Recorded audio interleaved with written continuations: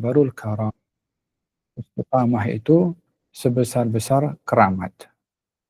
Wa an law istaqamu ala tariqati la asqainahum ma'an ghadaqa. Kalau mereka istiqamah, dalam surat Jin, Allah Subhanahu wa taala berfirman, kalau mereka istiqamah dalam kebenaran, dalam iman, di dalam ketaatan kepada Allah Subhanahu wa taala, la asqainahum ma'an ghadaqa. Kami akan curahkan hujan yang lebat. Kalimat hujan yang lebat ianya boleh bermakna hujan hissi, yakni hujan yang berupa air, yang daripada turunnya hujan itu terdapat banyak kebaikan dan manfaat. Bukan hanya untuk manusia, tetapi untuk binatang, untuk tumbuh-tumbuhan. Namun prioriti daripada yang mengambil manfaat daripada turunnya hujan adalah manusia. Namun di situ ada hujan maknawi, hujan spiritual, yaitu curahan sakinah dari Allah Subhanahu wa taala, inayah, perhatian dari Allah Subhanahu wa taala kepada mereka orang-orang yang istiqamah. Oleh sebab yang demikian, di dalam Al-Quranul Karim Allah Subhanahu wa taala menjanjikan satu pemberian umpama hujan yang lebat kepada orang yang istiqamah. Innal ladzina qalu rabbuna Allahu tsumma istaqamu tatanazzalu 'alaihimul malaikah alla takhafu wa la tahzanu wa abshiru bil jannati allati kuntum tu'adun nahnu awliya'ukum fil hayatid dunya fil akhirah walakum fiha ma tashtahi anfusukum walakum fiha ma tad'un nuzulan min ghafurir rahim. 10 diberikan oleh Allah Subhanahu wa taala janji yang setiap satu daripada 10 ini cukup besar kepada mereka yang istiqamah. Sesungguhnya orang-orang mengatakan Tuhan kami adalah Allah, lalu kemudian ia istiqamah, akan turun malaikat berkali-kali. Berkali-kali bermakna saat nazak, saat berada di barzakh, ketika berhadapan dengan soalan mungkar dan nakir, dan juga ketika dibangkitkan di akhirat nanti. Alla takhafu, jangan takut, wala tahzanu, jangan kamu sedih, wa abshiru bil jannati allati kuntum tu'adun, dan terimalah kabar gembira akan surga yang dijanjikan kepada kamu, wahai orang-orang yang beriman dan istiqamah. Nahnu awliya'ukum fil hayatid dunya, kami adalah penolong, pembela kepada kamu di dunia, wa fil akhirah, dan juga di akhirat. Kami di sini merujuk kepada para malaikat tadi yang datang kepada orang-orang istiqamah. Walakum fiha ma tashtahi anfusukum, bagi kamu apa saja yang kamu inginkan, wahai orang-orang istiqamah. Walakum fiha ma tad'un, apa saja yang kamu harapkan di surga kamu akan dapat, nuzulan min ghafurur rahim, sebagai hidangan daripada Tuhan yang Maha Pengampun lagi Maha Menyayangi. Mudah-mudahan Allah Subhanahu wa taala menganugerahkan kepada kita istiqamah. Amin ya rabbal alamin. قال الإمام عبد الله بن آل الحداد في كتابه آداب سلوك المريد نفعنا الله به وبعلومه في الدارين آمين. وعلى المريد أن يجتهد في تقويته وحفظه وإجابته، أعني هذا الباعث، فتقويته بالذكر لله والفكر فيما عند الله والمجالسة لأهل الله والمجالسة لأهل الله، وحفظه بالبعد عن مجالسة المحجوبين والإعراض عن وسوسة الشياطين. Hendaklah bagi mereka seorang murid. Bila disebut murid di sini, orang yang berkehendak dalam ibadahnya mencari redha dari Allah Subhanahu wa taala. Hendaklah dia berusaha untuk menjaga al-ba'its, ilham yang diberi oleh Allah, dengan mengikatnya, menjaganya, dan juga merespon keinginan yang baik.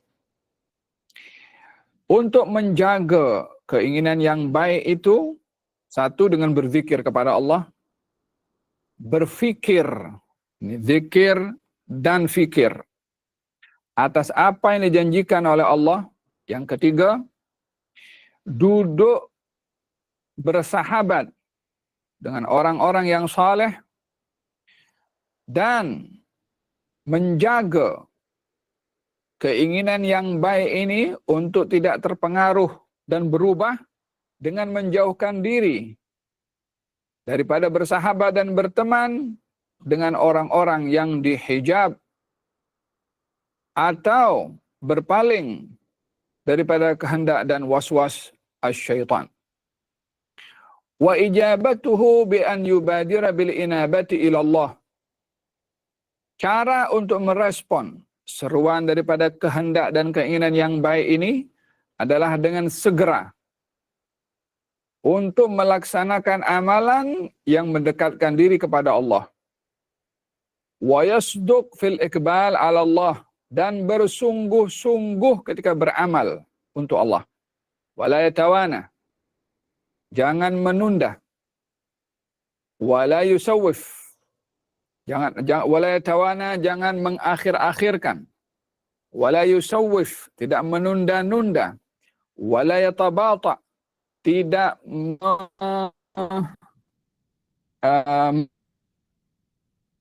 la yuakhir, dan tidak pula menjadikan masa kemudian sebagai solusi untuk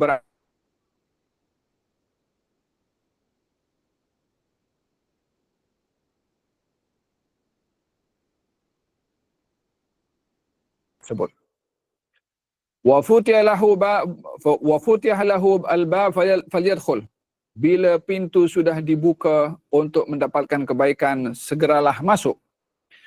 Wa da'ahu da'i falyusri'. Jika diajak dan diseru oleh orang yang menyeru, maka hendaklah segera menyambut seruan. Wal yahdhar min ghadin. Hati-hati daripada kata esok, ba'da ghadin, atau lusa untuk berbuat. Fa inna dzalika min amali syaitan. Karena menunda-nunda amal itu adalah bahagian daripada perbuatan syaitan. Wal yuqbil wa la tathabbat wa la yata'allal. Hendaklah segera merespon, bergerak, tidak menunda-nunda, tidak mencari alasan-alasan bi'adamil faragh wa adamis salahiyah. Dengan alasan tidak ada masa atau tidak layak untuk beramal. Qala Abu Rabi' rahimahullah, siru ila Allah urjan wa makasira. Abu Rabi' mengatakan, segeralah kamu berjalan, beribadah menuju kepada Allah. Urjan wa makasira. Baik itu tegak lurus ataupun dengan merangkak, maknanya dalam segala keadaan. Wala tantadhiru as-sihhah. Jangan kamu menunggu sehat untuk beramal. Fa inna intidhara as-sihhati batalah. Karena sikap menunggu datangnya kesehatan untuk beramal itu adalah sikap pengabaian. Wa qala Ibn Athaillah fil Hikam, ihalatuka al-amal ala wujudil faragh min ru'unatin nufus. Ibn Athaillah Sakandari mengatakan dalam kitab hikamnya, menunda-nunda untuk beramal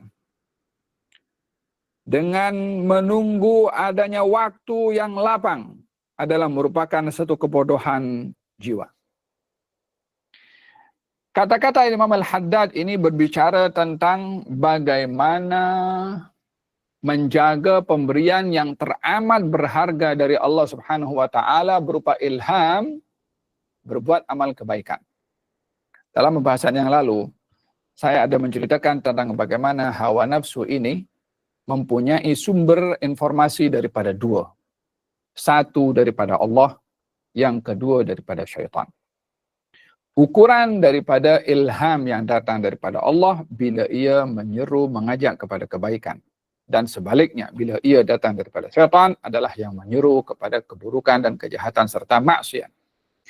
Hal ini dapat difahami dan diambil istimbat, kesimpulan daripada firman Allah Subhanahu wa taala, wa nafsi wa ma sawwaha fa alhamaha fujuraha wa taqwaha qad aflaha man zakkaha wa qad khaba man dassaha. Demi jiwa. Coba perhati, Allah bersumpah demi wa nafsin, demi jiwa.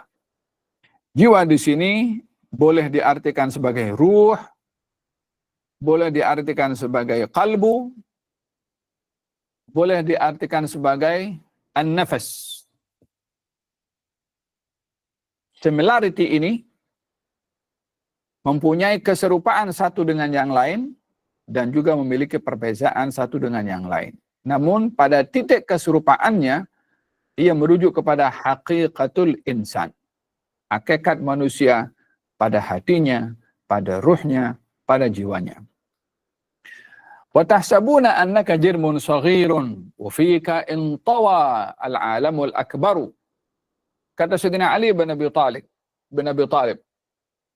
Sayyidina Ali bin Abi Talib mengatakan, hai manusia, adakah kamu menyangka kamu adalah seketul daripada makhluk yang kecil, sementara tersimpan dalam diri kamu alam yang lebar, alam yang besar.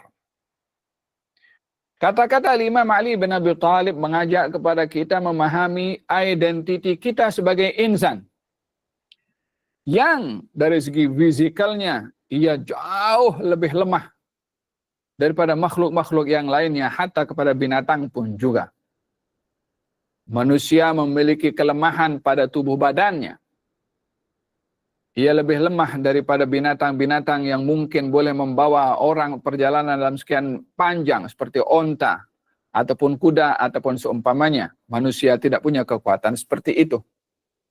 Bila dibandingkan dengan gunung ganang, dengan langit, dengan bumi, tentulah manusia tidak ada apa-apanya dari segi kekuatan fisikal. Namun Sayyidina Ali mengatakan wa fika intawa, pada diri kamu wahai manusia intawa, tersimpan, terhimpun al-alam al-akbaru, alam yang besar. Bila berbicara tentang alam dunia, manusia terlibat di situ. Bila berbicara tentang alamul ma'rifah kepada Allah, manusia terlibat di situ. Bila berbicara tentang alamul barzakh, manusia terlibat di situ. Bila berbicara tentang alamul malakut, manusia terlibat di situ. Bila berbicara tentang alamul jin, manusia terlibat di situ. Bila berbicara tentang alamul malaikah, manusia terlibat di situ. Bila berbicara tentang alamul akhirah, manusia terlibat di situ. Sehingga semua alam ini ada penglibatan manusia. Apa yang membawa manusia boleh untuk memiliki satu perhatian yang begitu meluas, sehingga boleh terlibat kepada semua alam yang disebutkan tadi? Tidak lain dan tidak bukan adalah karena hati, atau ruh, atau an-nafas. Karena besarnya ini makna kepada nafsu, atau qalbu, atau ruh, Allah subhanahu wa ta'ala berfirman, yas'alunaka anir ruh, qulir ruh min amri Rabbi wa ma utitum minal ilmi illa qalila. Mereka bertanya kepadamu wahai Rasulullah Muhammad tentang ruh. Katakan kepada mereka, ruh urusan Tuhanku. yakni ingin memberitahukan betapa pentingnya, betapa fokusnya kehidupan ini kepada ruh, sehingga menjadi perhatian Allah dalam segala-galanya pada manusia. Maka dikatakan ruh adalah urusan Tuhan aku.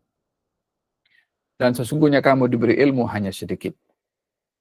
Kembali kepada pokok pembahasan bahwa an-nafsu atau ar-ruh atau al-qalbu yang menjadi sumber penerimaan ilham emma dari Allah, yang dengannya manusia akan naik pangkat dan darjat daripada nafsul lawama kepada nafsu, daripada nafsu ammara kepada nafsul lawama, kepada nafsul mulhama, kepada nafsul mutmainnah, kepada nafsu radiyah, kepada nafsu maradiyah, kepada nafsu al-kamilah, seperti mana diuraikan oleh Imam Al-Ghazali peringkat hawa nafsu dengan marhalah, dengan fasa-fasa yang saya sebutkan sebentar tadi. Bila ia menerima ilham dari Allah Subhanahu wa taala dan juga merespon ilham tersebut, ini yang disebutkan tadi oleh Imam Al-Haddad, macam mana merespon tentang ilham yang diberi kepada hawa nafsu atau kepada kalbu atau kepada ruh atau kepada hati.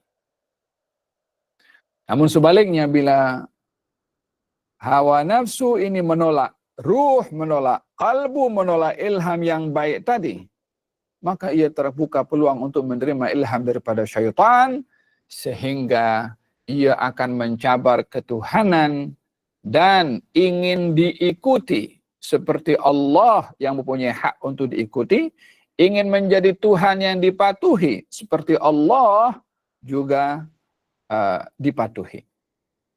Afara'aita man ittakhadha ilahahu hawahu wa adallahu ala ilmin. Tidakkah kamu melihat kepada orang yang menjadikan Tuhannya hawa nafsunya sendiri? Ada orang ingin menjadikan orang lain sebagai Tuhan. Ada orang ingin menjadikan dirinya untuk dirinya sebagai Tuhan. Inilah hawa nafsu jika tidak terdidik, jika tidak menerima ilham yang baik. Al-Imam Al-Haddad berkata, katanya hawa nafsu ini bila menerima ilham yang baik dari Allah, maka hendaklah bagi murid tadi yang mendapat ilham yang baik, kecenderungan yang baik, hendaklah ia berusaha untuk menjaga dan merespon keinginan yang baik itu yang ada pada diri kita. Kadang-kadang ada orang diberikan ilham oleh Allah Subhanahu wa taala untuk belajar, untuk menghadiri majlis, untuk bersedekah, untuk apapun saja bentuk keinginan yang baik. Imam Al-Haddad, responlah, jagalah. Ya Imam, ya Abdullah, ya Haddad, macam mana kita nak jaga? Fataqwiyatuhu bidzikri lillah, untuk menjaga hati supaya terilhami dengan kebaikan, maka hendaklah dia melazimkan diri dengan zikrullah. Seakan-akan ingin digambarkan bahawa zikir kepada Allah yang akan membersihkan hati, sehingga dengan hati yang bersih akan tercurahkan ilham sentiasa dari Allah kepadanya. Yang kalau hati tidak dibersihkan dan tidak dijaga dengan zikir, ia akan menjadi kotor. Bila kotor, maka waswas syaitan yang akan masuk ke dalam hati seseorang. Oleh sebab itu dikatakan, wa nafsi wa ma sawwaha fa alhamaha fujuraha wa taqwaha qad aflaha man zakkaha wa qad khaba man dassaha. Demi jiwa, demi hati, demi ar-ruh dan zat yang menciptakannya. Fa alhamaha, maka ia mendapatkan ilham. Fujuraha, hal-hal yang tidak baik, hal-hal yang maksiat, yang berpunca daripada keinginan hawa nafsu. Wa taqwaha, hawa nafsu juga terbuka peluang untuk menerima ilham yang membawa kepada ketakwaan. Jadi dengan demikian Allah Subhanahu wa taala meletakkan kita punya diri, kita punya hawa nafsu, kita punya ruh terbuka untuk menerima dua ilham. Imma minallah yang membawa kepada ketakwaan, atau daripada syaitan yang membawa kepada kefasikan atau kejahatan. Maka diberitahu oleh Allah Subhanahu wa taala, qad aflaha man zakkaha. Bertuah orang yang mensucikan hati dan jiwanya. Wa qad khaba man dassaha, dan berugi orang yang mengotori hati dan jiwanya. Allah Subhanahu wa taala memberikan kepada kita pilihan untuk menjaga atau tidak. Allah Subhanahu wa taala memberikan amanah kepada kita untuk memelihara hati ini, ruh ini, atau tidak. Allah juga memberitahu implikasi bagi orang yang menjaga dan implikasi bagi orang yang tidak menjaga. Katanya, qad aflaha man zakkaha. Implikasi orang yang menjaga hati dan ruh, qad aflaha, akan bertuah, akan berjaya. Implikasi daripada orang yang tidak menjaga ruh, waqad khaba man dassaha, akan merugi orang yang mengotori hati dan jiwanya. Dinisbahkan orang yang membersihkan dan mengotori hatinya adalah orang Tuhan punya badan itu sendiri. Adakah mahu menerima apa yang di-offer oleh Allah Subhanahu wa taala ataukah menolak dan menerima apa yang di-offer oleh syaitan. Dalam hal ini manusia mempunyai pilihan dan manusia bukan makhluk yang tak punya pilihan seperti mana dikatakan oleh sebahagian kelompok. Menjadi soalan, adakah manusia ini mukhayyar atau musayyar? Adakah manusia ini punya pilihan mutlak tanpa sempadan? Ataukah manusia ini musayyar? Musayyar tak punya pilihan. Apa saja yang dibuat ada pihak lain yang memegang remote control. Sebahagian golongan orang mengatakan kan kita ini makhluknya Allah, yang menciptakan kita Allah, yang menciptakan ilmu kita Allah, yang menciptakan segala-galanya, keinginan pun juga yang ada dalam tubuh badan adalah Allah Subhanahu wa taala. Jadi dengan begitu kita tak punya pilihan, apa saja yang kita lakukan dan kita buat, hakikatnya Allah lah yang membuat. Kita tak ubahnya macam robot. Sebahagian pula mengatakan, manusia ini setelah dicipta oleh Allah, Allah sudah lepas tangan daripada perbuatan manusia. Manusia punya kuasa mutlak untuk berbuat sendiri tanpa campur tangan daripada Allah. Inilah golongan yang dikatakan antara Jabariyah dan juga Qadariyah. Maka salah seorang daripada mereka datang kepada Sayyidina Ali bin Abi Thalib karramallahu wajhah tentang manusia ini adalah musayyar. Ya, ini macam robot. Tak punya pilihan. Ada pula yang mengatakan kalau manusia ini adalah punya pilihan tanpa ada campur tangan dari Allah. Allah tidak terlibat dalam apapun yang menjadi perbuatan manusia. Kata Sayyidina Ali mengatakan kepada orang ini, coba kamu angkat kaki kamu yang kanan. Diangkatlah kaki kanan itu. Coba kamu angkat kaki kamu yang kiri. Masa kaki kanan itu diangkat, diperintahkan yang sama kaki kiri diangkat. Kata dia, mana boleh. Sekarang kamu punya pilihan atau tak punya pilihan.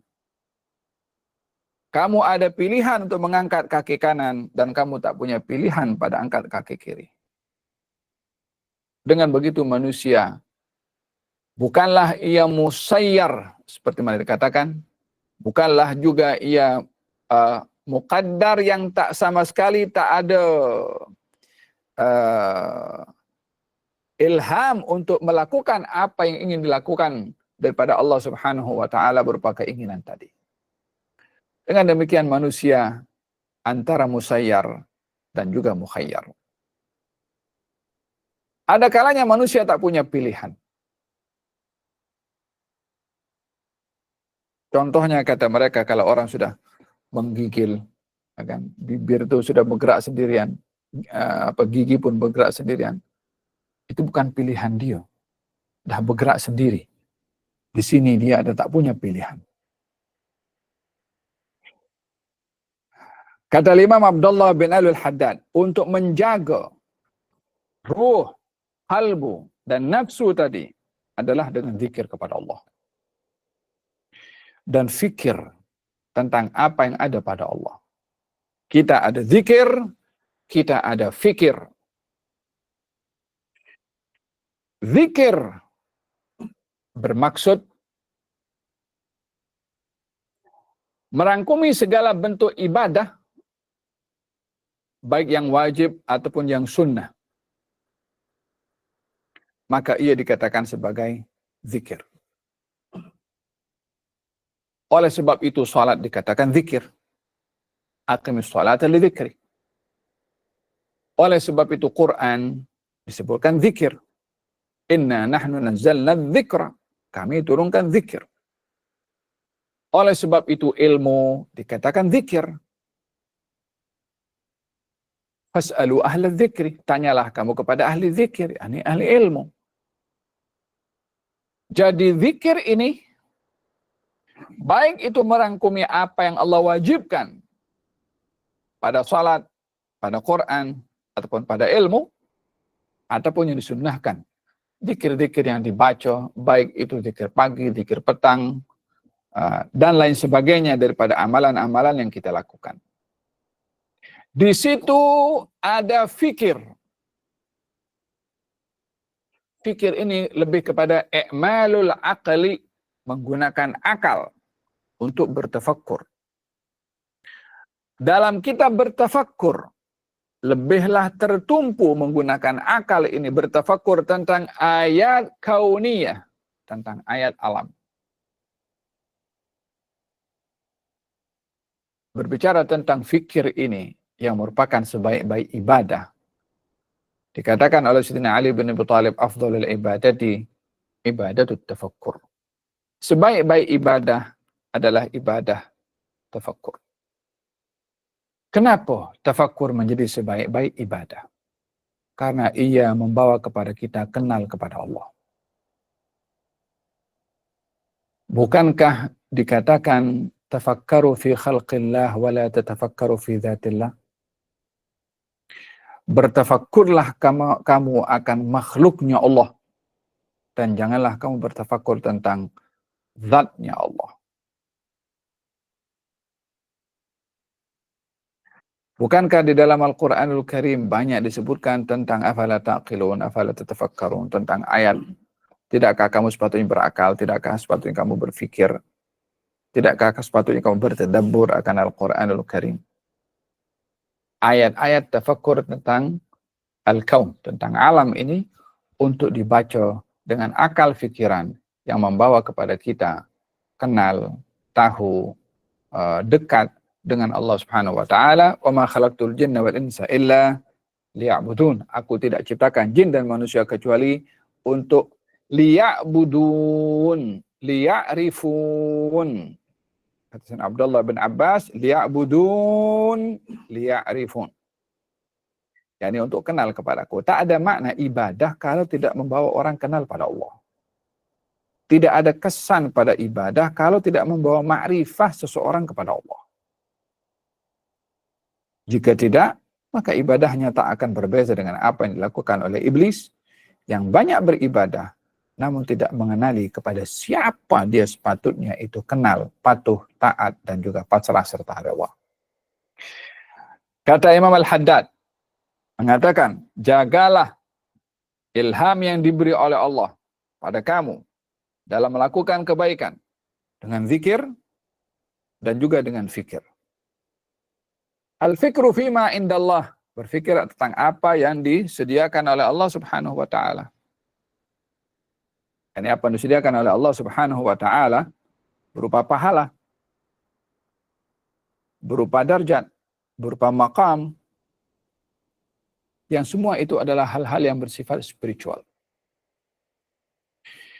Wa an la yasta'jila, dan tidak terburu-buru di dalam dia beramal tadi untuk mendapatkan apa yang bersifat fisikal di dunia. Saya nak ibadah, tapi saya nak hasilnya di dunia. Saya nak bersedekah, saya nak ganti di dunia. Saya nak puasa, saya nak murah rezeki di dunia. Tetapi lebih fokus kepada apa yang disediakan oleh Allah Subhanahu wa taala nanti di akhirat. Karena di akhirat adalah lebih baik daripada apa yang diberikan oleh Allah di dunia. Untuk menjaga ilham tadi dengan zikir dan juga fikir, yang ketiga dengan mujalasah, dengan duduk dengan ahlillah. Duduk dengan orang-orang yang dekat dengan Allah.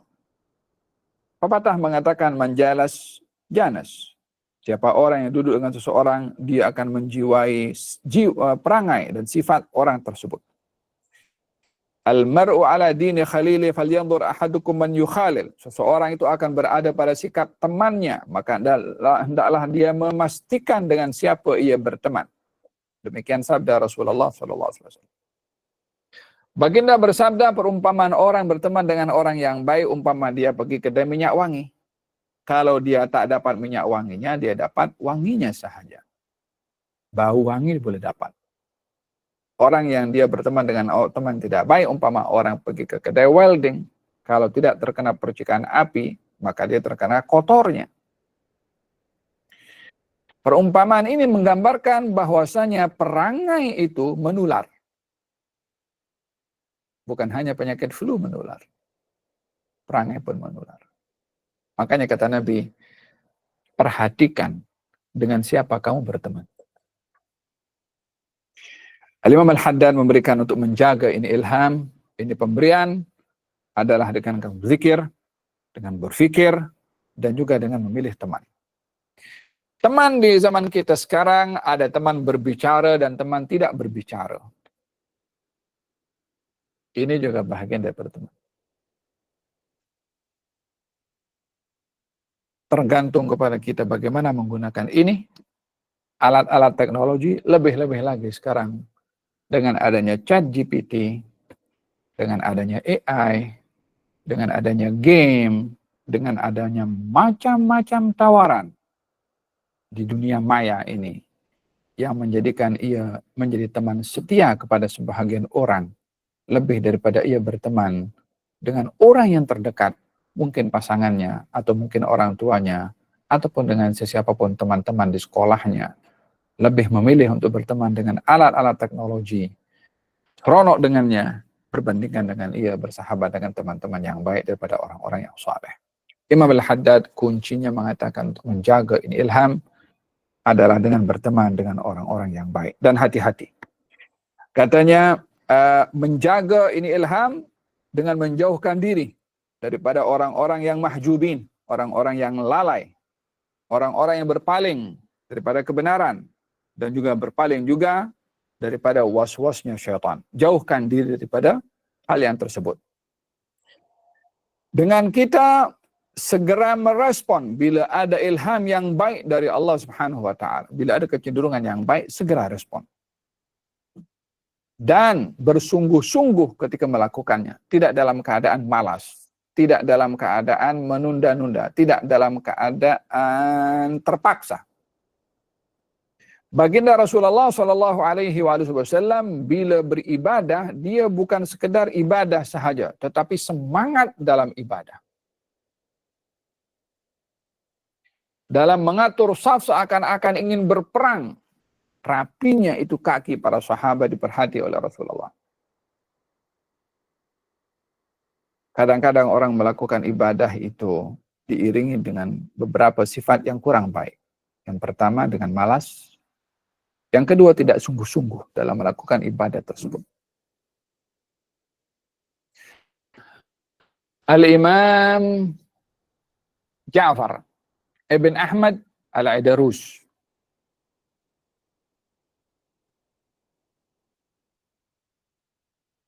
bagi yang mengingat dan mengetahui Al-Habib Ali bin Ja'far Batu Fahad, ayahnya bernama Ja'far bin Ahmad. Katanya bila ia berzikir kepada Allah Subhanahu wa taala, mula daripada jumlah yang yang rendah, telah 100. Kemudian dia berzikir kepada Allah Subhanahu wa taala. Dalam berzikir kepada Allah sudah sampai angka 90, dia pun seronok. Tasbih sekejap lagi dah nak habis. Kemudian diberitahu kepada dirinya, hai hawa nafsu, engkau seronok ke nak berhenti daripada beribadah berzikir ini? Tambah 1000. Dihukum hawa nafsunya.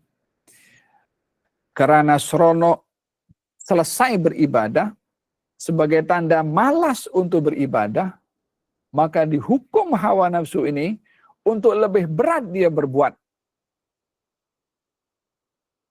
Awalnya daripada 100 menjadi 1000.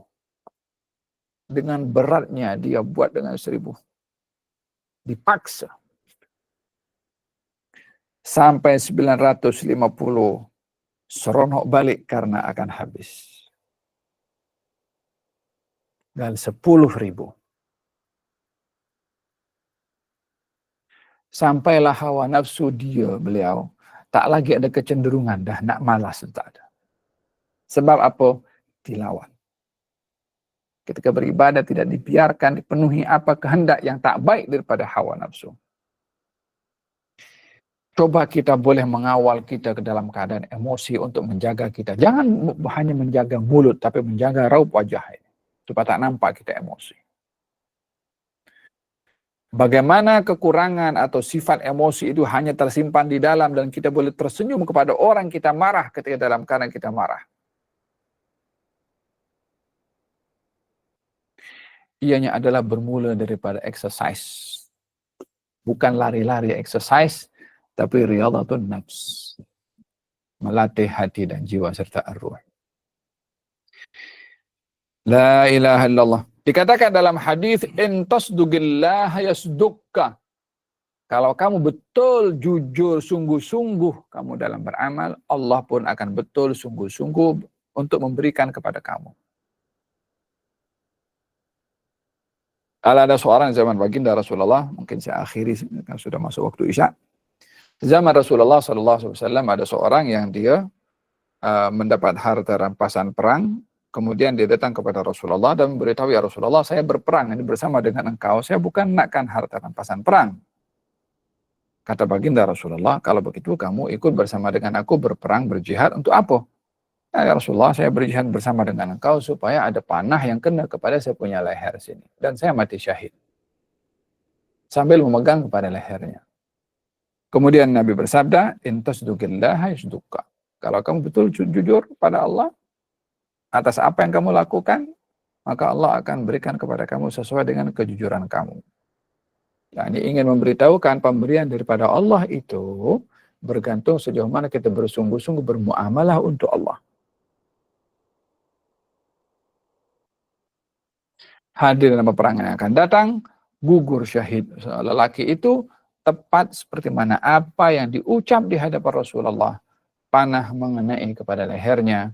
Maka Nabi mengatakan benarlah apa yang dia kata kepada Allah, dan Allah juga menyikapi dengan benar apa yang ia kata kepada Allah Subhanahu wa taala. Dan di dalam kita beramal, melakukan keinginan yang baik, yang pertama adalah al-mubadarah, segera, jangan menunda. Yang kedua, as-sidq, sungguh-sungguh dalam beramal, jangan malas, jangan lemah, jangan merasa terpaksa. Demikian kunci di dalam kita beramal. Jangan kamu abaikan untuk masuk ke dalam kalau pintu sudah terbuka, kata Al-Haddad. Janganlah kamu pula menutup telinga tidak mendengar jika orang yang menyeru kepada kamu sudah pun menyeru. Hati-hati kamu daripada tipu muslihat syaitan, yaitu at-taswif. Apa itu? Tunda. Nanti. Minggu depan. Bulan depan. Tahun depan. Faham dong? Oleh sebab itu dikatakan ini perbuatan daripada syaitan disebabkan karena dalam Sahihul Bukhari dikatakan bahwasanya Rasulullah bersabda, orang itu kalau tidur akan diikat bahagian belakang orang itu dengan 3 ikatan oleh syaitan.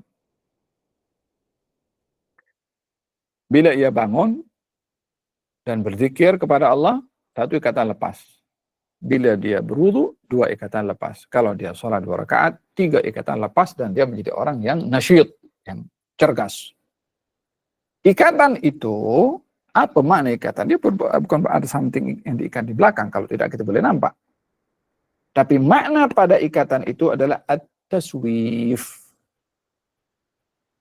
Bisikan syaitan kepada orang itu ketika bangun, kalau tidak berzikir, syaitan akan beritahu tidur balik. Masih ada setengah jam lagi sebelum subuh. Tunda dulu. Sikit saja. Itu taswif. Kadang-kadang itu berlaku. Kadang-kadang itu terfikir dalam kita. Bangun, tengok jam. Awal sangat ya. Pukul berapa nih? Subuh pukul 5.57 kah? Sekarang pukul berapa nih? Pukul 5.45 menit, 50 menit lagi. Setengah jam lagi tidurnya. Taswif. Bila dah dikejutkan kita pukul 5, bangun pukul 5. Bila dikejutkan pukul 4, bangun pukul 4. Salat tidur balik tak apa.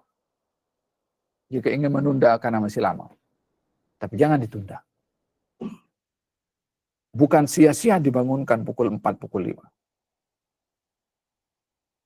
5. Dan jangan menunda bila terbuka peluang untuk berzikir atau untuk beribadah kepada Allah Subhanahu wa taala. Kata Al-Haddad, bila datang seruan itu, ilham itu datang, segera respon dan sungguh-sungguh kita berbuat, dan jangan sampai ada at-taswif, menunda-nunda, kata Abu Rabi mengatakan berjalanlah kamu kepada Allah, yakni beribadahlah kamu kepada Allah urjan wa makasira.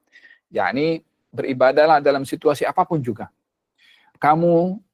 Kalau kamu sungguh-sungguh dalam beramal, itu terbaik. Tapi bila tidak boleh sungguh-sungguh dalam beramal, tetaplah beramal. Walaupun tidak sungguh-sungguh untuk menuju kepada sungguh-sungguh dalam beramal. Jangan sampai, kalau dah malas tak payah beramal. Syaitan akan katakan macam itu. Urjan, maknanya sungguh-sungguh. Makasira, walaupun dalam keadaan merangkak. Tetap beribadah dengan tujuan untuk bersungguh-sungguh. Jangan kamu menunggu sehat untuk beramal. Yani dalam keadaan sakit, saya tunggu saya sehat untuk beramal. La, hatta sakit kita beramal. Itu makasir. Kita lemah, kita tak mampu beribadah seperti mana orang-orang yang sehat. Tetap beribadah juga. Walaupun dalam keadaan lemah. Jangan menunggu kepada sehat. Karena menunggu datangnya sehat, ia adalah bagian pengabaian daripada meraih pahala. Siapa yang boleh jamin akan sehat pada sakit Anda kalau tidak diambil peluang beribadah pada saat dalam keadaan sakit. Akhiran dikatakan oleh Imam Ibn Attallah Sekandari adalah sikap menunda dalam beramal adalah sifat daripada kebodohan jiwa. Kita berdoa kepada Allah, mudah-mudahan Allah Subhanahu wa taala tanamkan dalam kita punya hati dan jiwa himmah. Kata pepatah mengatakan himmatur rijal tahuzzul jibal. Semangatnya orang yang sungguh-sungguh, gunung pun boleh goyang. Ya, ini bukanlah secara hakikatnya, tapi punyalah semangat yang tinggi. Semoga Allah memberikan kepada kita semangat yang tinggi, istiqamah dalam kita punya semangat tersebut, dan Allah Subhanahu wa taala sentiasa memberikan kepada kita ilham yang baik, dijaga, dibantu oleh Allah untuk menjaga ilham tersebut dengan zikir, dengan fikir, dengan bergaul, berteman dengan orang-orang yang baik. Dan mudah-mudahan Allah lindungi kita daripada lalai, Allah lindungi kita daripada ghaflah, Allah lindungi kita daripada teman-teman yang tidak baik atau daripada tipu muslihat syaitan.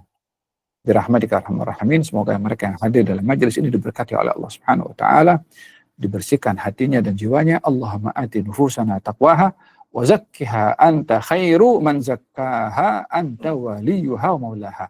Wa sallallahu alaihi wasallam Muhammadin wa ala alihi wasallam. Alhamdulillahi rabbil alamin. Bisir al-Fatiha ila hadratin Nabi Muhammad sallallahu alaihi wasallam. Al-Fatiha.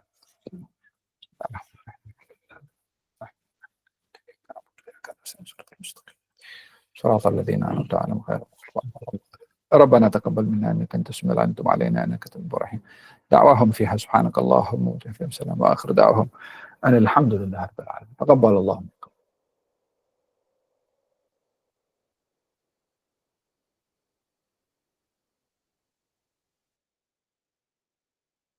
Terima kasih.